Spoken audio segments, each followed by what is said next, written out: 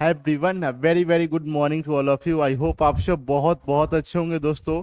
और तैयारी आप लोग का एकदम पूरा नेक्स्ट लेवल का चल ही रहा होगा। नहीं चल रहा है तो चलाओ, क्योंकि सिंपल तैयारी से कभी कुछ काम नहीं बढ़ने वाला, चाहे कोई भी एग्जाम हो। इवन अगर आप ये सोचते हो ना कि हाँ, ये एग्जाम बहुत हल्का है, इसको तो मैं यूं ही निकाल लूंगा, तो ये आपका गलत फहमी है दोस्तों। इतना ज्यादा बेरोजगारी है ना कि एक छोटा छोटा सा एग्जाम के लिए एकदम लाखों लाखों की संख्या में ना कैंडिडेट उसमें पार्टिसिपेट करते हैं। ठीक है, तो एकदम चपरासी का ग्रुप डी का एग्जाम के लिए तो आप किसी भी एग्जाम को हल्के में ना लिया करो, है ना। नहीं तो फिर आपका भी सब कुछ एकदम हल्का हल्का हो जाएगा, ध्यान रखना एकदम, ठीक है। और कहाँ कहाँ से आप लोग देख रहे हो, आप कमेंट करके जरूर जरूर बताना ही बताना। और प्लीज सेशन के पूरा अंत तक बने रहना। आज जो है ना, ये नया टॉपिक का श्री गणेश कर रहे हैं, ब्लड रिलेशन। और इसमें क्या क्या है, किस किस टाइप का क्वेश्चन पूछा जाता है, देखो दोस्तों। ये जो टॉपिक है ना, आपका हर एक एग्जाम में इससे क्वेश्चन बनता है, या तो वो बैंक का हो, बैंक का कोई भी एग्जाम, या फिर एसएससी के तहत कोई भी एग्जाम जो होता है, सीजीएल, सीएचएसएल, एमटीएस वगैरह हो गया, या फिर स्टेनो वगैरह हो गया, जीडी हो गया, सीपी हो गया, कोई भी एग्जाम होता है, रेलवे इवन। बट ये है कि बैंक में जो इस टॉपिक का जो क्वेश्चन रहता है, उसका पैटर्न थोड़ा सा अलग रहता है। और बैंक को छोड़ करके बाकी सब जो एग्जाम होता है ना, उस सब में मतलब एक पैटर्न का रहता है। तो ये वाला जो है, ये भले आपको हेल्प करेगा, टॉपिक सेम है, बट थोड़ा सा क्वेश्चन पूछने का तरीका अलग हो जाता है, ठीक है। बट आपको फायदा बहुत ज्यादा होगा। और ये ऐसा टॉपिक है ना कि मतलब इसमें कंफ्यूजन भी बहुत ज्यादा होता है, बच्चे छोड़ करके आ जाते हैं एकदम, ठीक है ना। तो आइए इसी के साथ इस टॉपिक का श्री गणेश करते हैं। और सबसे पहले एक मोटिवेशनल कोट के साथ, जिसमें ये कहा जा रहा है ना कि कड़वी बात है कि अच्छे दिनों के लिए बुरे दिनों से लड़ना पड़ता है ना। आप ये सोचो कि अगर आप सही ट्रैक पे चल रहे हो, भले परिस्थिति खराब है, ठीक है, अगर आपका रास्ता सही है, डायरेक्शन सही है, तो आपको मंजिल जरूर मिलेगी ही मिलेगी। ये चीज हमेशा ध्यान में रखना ही दोस्तों। देखो, ये जरूरी नहीं कि आप तैयारी कर रहे हो तब, पूरे जिंदगी भर अप डाउन लगा ही रहेगा, ठीक है ना। तो ऐसा नहीं कि डाउन हो गए तो इतना ज्यादा एकदम लोथ टाइप का हो गया कि ऊपर उठने में आपको बहुत ज्यादा मेहनत करना पड़े। ऐसा न्यूट्रल रहो हमेशा एकदम, ठीक है ना। कि परिस्थिति जैसा भी रहे उसको हैंडल कर ही लेना है, ठीक है ना। अगर अच्छा भी रहे तो इतना नहीं उछाल मारना है कि बहुत ऊपर चले जाए, और एकदम अगर डाउन भी है तो इतना भी नहीं डल हो जाए कि एकदम सब कुछ खत्म हो जाए। तो ये चीज ध्यान में रखना ही रखना दोस्तों। तो आइए सबसे पहले तो यहाँ पे इस टॉपिक को देखते हैं। टॉपिक का डिफिनेशन वगैरह आपको कहीं नहीं पूछा जाएगा, बट आपको अगर पढ़ना होगा तो पढ़ लेना। इससे बस सिंपल सा बात है, नाम ही है ब्लड रिलेशन, मतलब खूनी रिश्ता। देखो, कुछ रिश्ता जो है ना, मतलब खून का होता है, कुछ रिश्ता कानून देता है। पता है कानून का कैसा रिश्ता देता है, वो जैसे बोलते हैं, जैसे ये चीज इंग्लिश में पता चलेगा, जैसे father in law, brother in law, ठीक, सिस्टर इन लॉ, ठीक है ना, इस तरह का। तो ये जो रिश्ता है आपको कानून देता है, और वो भी कब देता है पता है, शादी के बाद। मतलब कानूनी तौर पे जो है ना, जैसे मतलब आपकी पत्नी का जो भाई हो गया, आपका साला होता है, तो ब्रदर इन लॉ बोलते हैं ना। तो वो अपना भाई नहीं है, अपना जो भाई होता है उसको ब्रदर बोलते हैं। तो वो आपका खूनी रिश्ता हो गया, ठीक है ना। लेकिन जो साला होता है हिंदी में जिसको बोलते हैं ना, वो कानून आपको देता है। कानून पता है कैसे, कानून के अकॉर्डिंग, जैसे वो आपका अपना खून नहीं है, लेकिन फिर भी उसका मतलब उससे आपका एक रिलेशन जो है वो जुड़ जाता है शादी के बाद, ठीक है ना।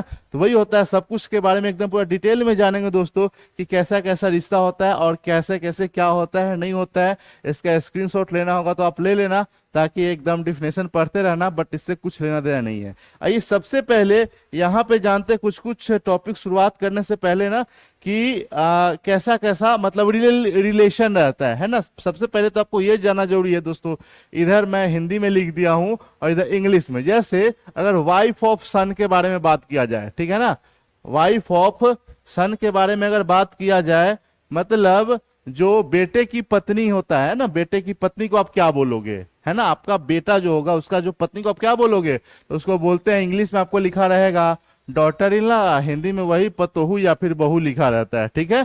चलो, अगर डॉटर ऑफ ब्रदर, ठीक है ना, भाई की बेटी को क्या बोलोगे, भाई की बेटी को बोलते हैं, देखो इंग्लिश में तो सिंपल सा वर्ड है, भाई की बेटी, बहन की बेटी, है ना, सबको नीस ही बोलते हैं।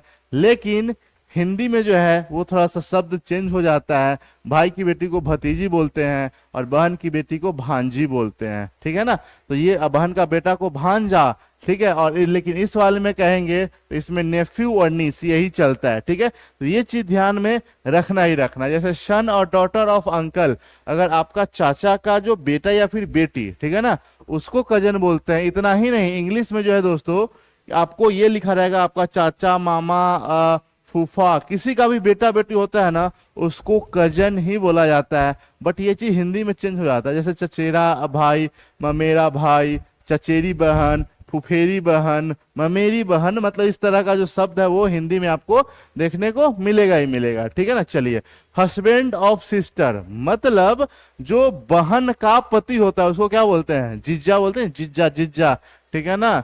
तो यहाँ पे गाना ही फेमस हुआ था ना, बुलेट पे जीजा, याद है ना, ठीक है। जैसे हस्बैंड ऑफ सिस्टर क्या बोलते हैं इंग्लिश में? एक ही शब्द है, ब्रदर इन लॉ। मतलब ये वाला जो आपका जो भाई है ना, ये आपका ओरिजिनल भाई नहीं है, ये कानून के अकॉर्डिंग ये आपका भाई है, ठीक है ना। ये खूनी रिश्ता वो होता है जैसे आप जन्म लिए और जो आपका रिश्ता शुरुआत हो जाता है उसको बोलते हैं खूनी रिश्ता, है ना। उसको बोलते नहीं बोलते, उसको खानदान जिसको नहीं बोलते हैं ना, वो आपका आप जैसे ही दुनिया में आए, ठीक है, उसी समय जो रिलेशन शुरुआत होता है वो आपका खूनी रिश्ता हो गया। और बाकी सब जो रिलेशन बनेगा ना वो आपका मतलब लॉ के अकॉर्डिंग है, ठीक है ना, कानून के अकॉर्डिंग। जैसे वाइफ ऑफ ब्रदर, भाई की जो पत्नी है उसको क्या बोलते हैं? भाभी बोलते हैं ना, लेकिन इंग्लिश में एक ही वर्ड है, सिस्टर इन लॉ, ठीक है। मतलब इस टाइप का जितना भी होगा उसके लिए सिस्टर इन लॉ, और जो भी जेंट्स में आएगा ना वो ब्रदर इन लॉ, यही चलते रहेगा। डॉटर ऑफ ग्रैंड फादर और ग्रैंड मदर, ठीक है ना, जो ग्रैंड फादर होते हैं या फिर ग्रैंड मदर, मतलब ठीक है, उनका जो बेटी होता है ना उसको क्या बोलते हैं? इंग्लिश में की है, अंट होता है। और यहाँ पे ये देखो, यहाँ पे बुआ कर लेना, ठीक है ना, बुआ, जिसको बुआ फुआ बोलते हैं ना, वो हो जाता है, ठीक है। चलो, जैसे हस्बैंड ऑफ डॉटर, ठीक है, अगर कोई मतलब बेटी का जो हस्बैंड होता है उसको क्या बोलते हैं? दामाद जी अंगना में पधारो, सन इन लॉ उसको बोलते हैं। क्योंकि ये जो सन जो है, ये जो आपका बेटा है कानून के अकॉर्डिंग है, ये अपना बेटा नहीं है, ये कानून ये हक देता है कि देखो लो भाई एक बेटा और है, कानून के अकॉर्डिंग, इसलिए इसको सन इन लॉ बोला जाता है। और हिंदी में तो बोलते हैं दामाद जी एकदम, है ना। चलो, सिस्टर ऑफ फादर, ठीक है, सिस्टर ऑफ फादर का मतलब क्या था? मतलब पिता की बहन। तो पिता की बहन हो गया या फिर माता की बहन, सबको इंग्लिश में आंट ही बोलेंगे, लेकिन पिता की बहन को यहाँ पे ये मत कर देना, इसको बोलते हैं बुआ, ठीक है, इसको मत ये मौसी कह देना, ठीक है ना। हाँ, लेकिन जो माँ की बहन होता है ना, माँ की बहन को मौसी बोलते हैं, ठीक है। चलो नेक्स्ट, जैसे सिस्टर ऑफ हस्बैंड, ठीक है, सिस्टर ऑफ हस्बैंड मतलब पति की जो बहन, पति की बहन को क्या बोलेंगे? भाभी बोलते हैं, ठीक है ना। और इंग्लिश में एक ही वर्ड है, जैसे देख रहे हो यहाँ पे भी था, वाइफ ऑफ ब्रदर, या फिर सिस्टर ऑफ हस्बैंड को सिस्टर इन लॉ बोलते हैं, सिस्टर ऑफ वाइफ को सिस्टर इन लॉ बोलते हैं, सन ऑफ ब्रदर को नेफ्यू बोलते हैं। इधर भाई का बेटा को भतीजा और पत्नी की बहन को भाभी, ठीक है ना। तो ये आप देख लेना, हिंदी और इंग्लिश में ज्यादा कुछ कुछ बस कॉम्बिनेशन जो होता है, ये चीज मतलब बस ध्यान में रखना होगा। इंग्लिश वालों के लिए तो ज्यादा झमेला नहीं है, हिंदी में कई कई बार नया नया शब्द भी आपको देखने को मिल जाता है। बट घबराना बिल्कुल भी नहीं है दोस्तों, क्योंकि जो भी कुछ ये होगा ना सब कुछ एकदम क्लियर किया जाएगा। नेक्स्ट और स्लाइड कुछ कुछ देख लो, जैसे यहाँ पे और क्या क्या किया जा रहा है। जैसे देखो, मदर ऑफ मदर, ठीक है ना, मतलब मम्मी का मम्मी, मम्मी की मम्मी को क्या बोलेंगे? बोलते हैं ना मम्मी की मम्मी, ऐसे कौन क्या बोलते हैं? नानी बोलते हैं ना। इंग्लिश में क्या आता है? मैटरनल ग्रैंड फादर मदर, ठीक है ना, मैटरनल ग्रैंड मदर। वैसे ही अगर फादर ऑफ मदर सोचे तो अगर जो नाना जी होता है ना, नाना जी को क्या बोलते हैं? मैटरनल ग्रैंड फादर, ठीक है। मैटरनल मतलब मम्मा से रिलेटेड, पैटर्नल मतलब पापा से रिलेटेड, फादर से रिलेटेड। तो एक चीज ध्यान में रखना, ब्रदर ऑफ फादर मतलब ब्रदर ऑफ फादर का मतलब पापा का भाई, पापा का भाई को क्या बोलेंगे? हिंदी में चाचा, ठीक है ना, इंग्लिश में क्या बोलते हैं? अंकल बोलते हैं। ब्रदर ऑफ मदर जो मम्मी का जो भाई है उसको क्या बोलते हैं? मैटरनल अंकल बोलते हैं, मामा बोलते हैं, ठीक है ना। अब मदर ऑफ फादर जो है ना उसको क्या बोलते हैं? ठीक है, मदर ऑफ फादर मतलब पापा की मम्मा, पापा की मम्मा को क्या बोलते हैं? ग्रैंड मदर बोलते हैं। और फादर ऑफ फादर को क्या बोलते हैं, मतलब पापा के पापा, जिसको बाबा दादा नहीं बोलते हैं, देख लेना वो हिंदी में भी एकदम, ठीक है ना, उसको ग्रैंड फादर बोलते हैं। जो son of mother in law, ठीक है ना, देखो मदर इन लॉ का जो सन होता है तो हो सकता है कि वो हस्बैंड हो जाए या फिर ब्रदर इन लॉ हो जाए, ठीक है ना, ये देख लेना। पति या फिर साला, मतलब सास का बेटा जो है वो हो सकता है आपका पति भी हो जाए ना, ठीक है। अगर मान लो कोई अगर लेडीज है तो लेडीज का जो सास है, ठीक है, उसका बेटा जो है हो सकता है कि उसका हस्बैंड भी हो जाए या फिर हो सकता है कि उसके हस्बैंड का भाई हो, तो उसको क्या बोलते हैं, यही तो बोलते हैं ना, ठीक है, ध्यान रखना है। फादर ऑफ ग्रैंड फादर को क्या बोलते हैं, फादर ऑफ ग्रैंड फादर मतलब दादाजी के पापा, है ना, उसको क्या बोलते हैं, ग्रेट ग्रैंड फादर, ठीक है ना। और जो मदर ऑफ ग्रैंड फादर आता है उसको ग्रेट ग्रैंड मदर बोलते हैं। अब कई लोगों को ये भी कंफ्यूजन आता है कि अगर मान लेते हैं, जो देखो अब जनरेशन जब ऊपर तक चला गया है, ठीक है, दादा का पापा तक चला गया, मतलब इसको परदादा बोलते हैं ना, ठीक है, परदादा परदादी। इसके बाद का भी अगर मान लेते हैं परदादा का कोई पापा के बारे में बात किया जाए, इसके ऊपर जितना भी जनरेशन चले जाए सबके लिए सीधा ग्रेट ग्रैंड फादर, जेंट्स है तो ग्रेट ग्रैंड फादर, और अगर लेडी है तो ग्रेट ग्रैंड मदर, यही चीज चलते रहता है, ठीक है। पर उतना ज्यादा कभी ये नहीं होता है ना, बस आपको जानकारी के लिए आपको पता होना चाहिए, ठीक है दोस्तों। चलिए, चैनल पे पहली बार है तो सब्सक्राइब जरूर कर लेना।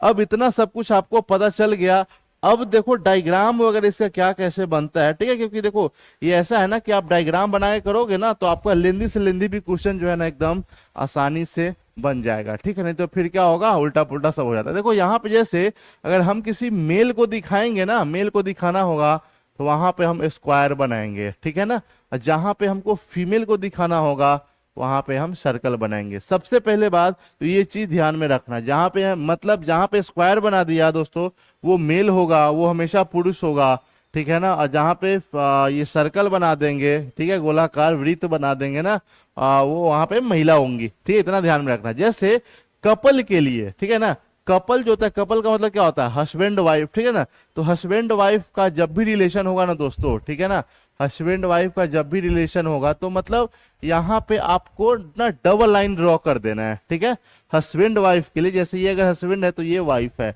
एक चीज हमेशा ध्यान में रखना कि कपल में अगर एक का भी जेंडर अगर क्लियर है तो दूसरा ऑटोमेटिक हो जाता है। ऐसा नहीं कि मेन मेन का शादी होता है, फीमेल फीमेल का शादी होता है। जैसे अगर ये बता दिया गया कि अगर ये फीमेल है और ये कपल में है तो ये ऑटोमेटिक मेल हो जाएगा, इसके लिए कहीं कुछ इन्फॉर्मेशन नहीं चाहिए, ठीक है। तो ये चीज ध्यान में हमेशा रखना ही रखना कि कपल को दिखाने के लिए हम लोग इस टाइप का डायग्राम का यूज करने वाले, ठीक है।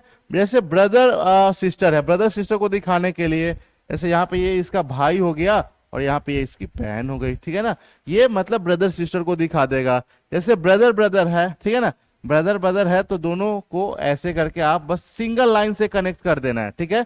लेकिन यहीं पे ऐसा डबल लाइन मत कर देना, नहीं तो ये मेले मेले में शादी हो जाएगा, मेले मेले में शादी हो जाए, ध्यान रखना।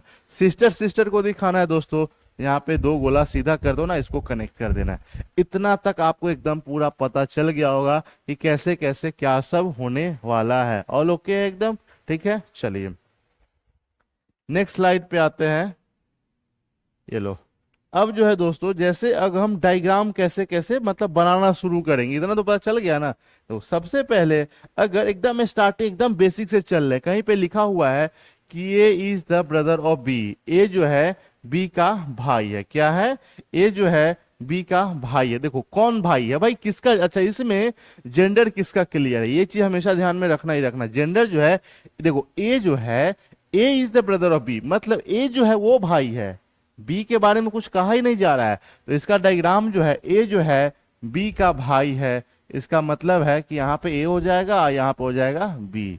देखो ए का तो जेंडर क्लियर है, ए जो है ए बी का भाई है, मतलब ए का तो जेंडर क्लियर हो गया। अब बी के बारे में श्योर नहीं, ऐसा नहीं कि ये भाई है तो बी भाई भाई होगा, या फिर ये भाई है तो ये बहन। बी का जेंडर के बारे में कुछ कहा नहीं जा सकता, ये चीज हमेशा ध्यान में रखना ही रखना। नेक्स्ट है, जैसे कहा जा रहा है कि A and B are brothers. देखो ए और बी जो है वो भाई है, ठीक है ना, ए और बी भाई है, इसका मतलब है इसका डायग्राम जो बनेगा, ए जो है और ए और बी जो है वो क्या है, ए और बी भाई है, ठीक है, मतलब इस तरह का। ओके चलो नेक्स्ट कहा जा रहा है जैसे A is the sister of B.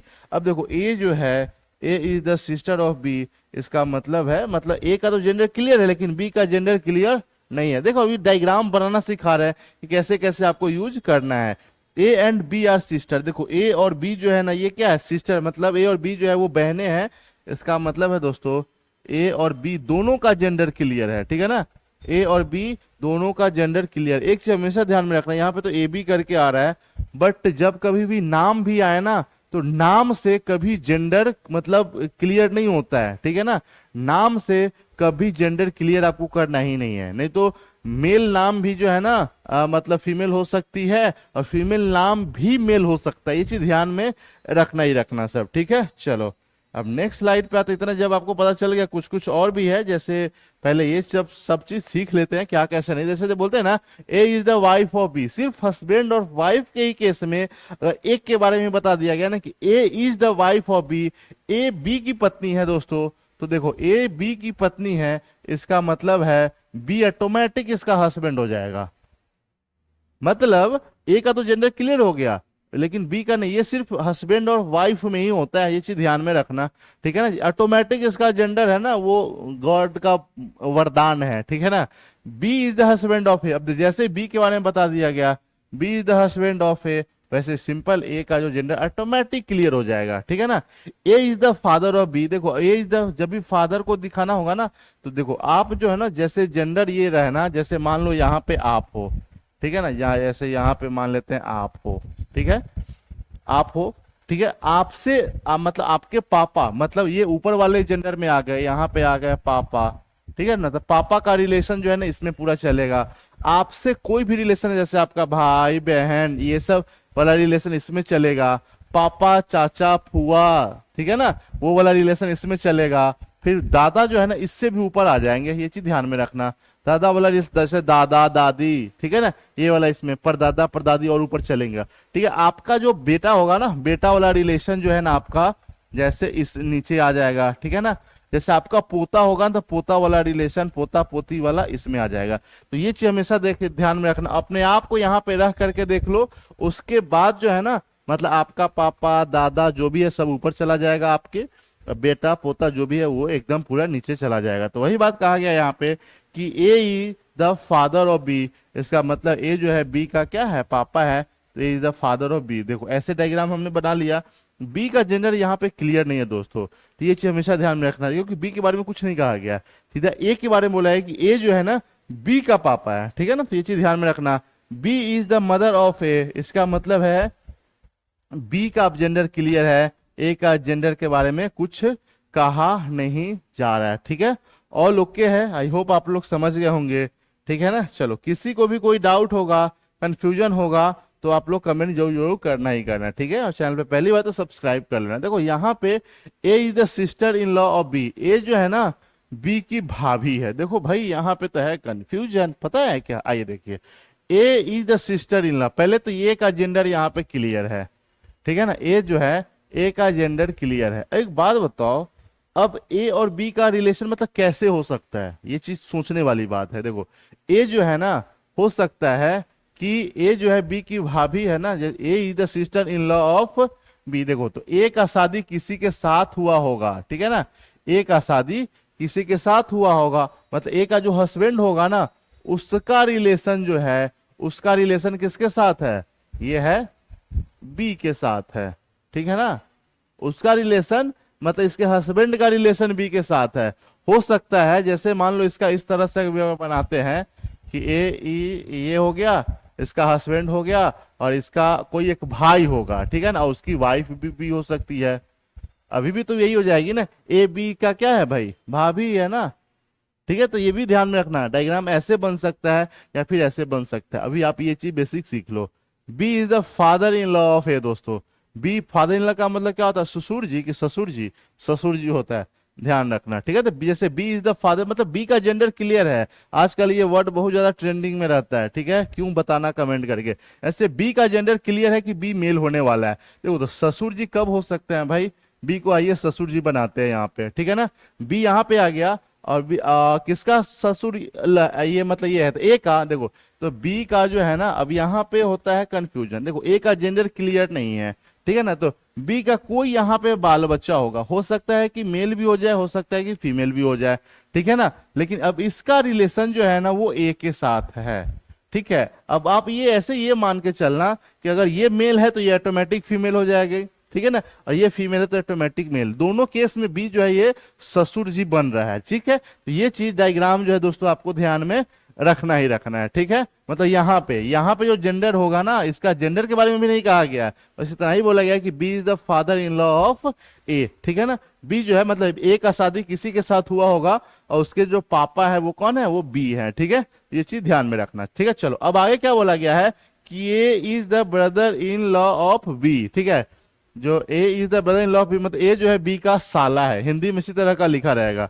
A जो है किसका साला है भाई, बी का साला है। तो देखो बी का साला कैसे हो सकता है, ध्यान रखना। जैसे बी का साला है, जेंडर किसका क्लियर है, ए का कि बी का, कई लोगों को तो इसी में पता नहीं, कंफ्यूजन हो जाता है भाई। ए जो है ना, ए बी का साला है तो ए का जेंडर क्लियर है ना। देखो तो ये साला कब हो सकता है, आइए इसको साला बनाते हैं, ठीक है। ये हो गया, हो सकता है देखो यहाँ पे दो केस हो सकता है। ऐसे हो सकता है कि जैसे देखो पहले तो ये ऐसा भी हो सकता है कि ए का शादी किसी के साथ हुआ होगा, हो सकता है ना, ए का शादी किसी के साथ हुआ होगा। मतलब जैसे मान लेते हैं एक अगर हस्बैंड है तो उसका वाइफ कोई होगी भाई, ठीक है। वाइफ की जो बहन है ना, वाइफ की जो बहन है यहाँ पे बी, मतलब बी का जेंडर क्लियर नहीं है, मतलब वाइफ की बहन या फिर भाई कोई भी हो सकता है। अब देखो ए जो है वो बी का साला है, ऐसे हो सकता है। या फिर ऐसा भी हो सकता है कि देखो बी का शादी किसी के साथ हुआ होगा और उसका जो भाई है वो ये है। अब ये भी बोल सकते हैं क्योंकि इसका जेंडर क्लियर नहीं है ना। तो ये दोनों केस में जो है इसका डायग्राम जो है वो बनाया जा सकता है। ये सब चीज तब क्लियर होगा जब इसके साथ कुछ और इंफॉर्मेशन रहेगा ना, क्वेश्चन पे आएंगे ना, तब ये सब कुछ क्लियर हो जाएगा। जैसे अब आगे क्या कहा जा रहा है कि A is the uncle of B, ये तो नॉर्मल है। अंकल का मतलब क्या होता है, चाचा बोलते हैं, चाचा एकदम, ठीक है। देखो तो A is the uncle of B मतलब देखो A is the uncle of B मतलब बी का जो पापा है ना, ठीक है, बी का पापा का जो भाई है ना वो कौन है भाई, वो ए है। A is the uncle of B मतलब फिर भी अभी भी जो है वो ए का ही जेंडर क्लियर है। तो ये चीज भी ध्यान में रखना ही रखना। बी और सी कपल है, कपल है, और बी और सी युगल है, मतलब हिंदी में इसको युगल प्रेमी बोलते हैं। देखो अब कपल है दोस्तों, तो कपल कहने से भी जेंडर क्लियर नहीं होता है, बट इतना ही पता चलता है कि बी और सी का कनेक्शन कुछ इस तरह का है। लेकिन कौन मेल है कौन फीमेल है ये यहां से क्लियर नहीं होता है, सिर्फ कपल कहने से, ठीक है ना। हाँ जैसे पहले देखा था ना, पहले वाले स्लाइड में जिसमें यह था कि ए बी का पति है या फिर ए बी की पत्नी है, तो अब वहां पे एक का अगर जेंडर क्लियर होता था तो दूसरा का ऑटोमेटिक हो जाता था। लेकिन यहाँ पे ऐसे क्लियर नहीं होगा, ये सब क्वेश्चन के अकॉर्डिंग ही सब कुछ चलने वाला है, ठीक है। तो इतना सारा डायग्राम था दोस्तों, और कैसा लगा आज का सेशन आप लोग कमेंट में लिख के जरूर बताइए। जो लोग पहली बार देख रहे हैं चैनल को कर लेना सब्सक्राइब, ताकि नोटिफिकेशन वगैरह आपको मिलता रहे। अगर आप ऑफलाइन सेंटर ज्वाइन करना चाहते हैं तो ये जो यहाँ पे एड्रेस है नियर इमजिम hotel, corner of Ramna road, Naya Tola, Patna, ठीक है ना, इस एड्रेस पे आके मिल सकते हैं। और ये जो मोबाइल नंबर दिया गया, कोई भी इंक्वायरी करना होगा तो इस मोबाइल नंबर पे कॉल करके आप बात कर लेना। इस तमाम सारे एग्जाम का तैयारी करवाया जाता है। आप किस एग्जाम का करते हो आप ये कमेंट करके जो जो बताना ही बताना, और कुछ सजेशन देना चाहते हो तो भी कमेंट करना। चलो bye bye, take care, have a nice day, अपना ख्याल रखना। और हाँ हमेशा रेगुलर जो है ना रेगुलर बेसिस पे वीडियो में बने रहना एकदम। Bye bye. हाँ।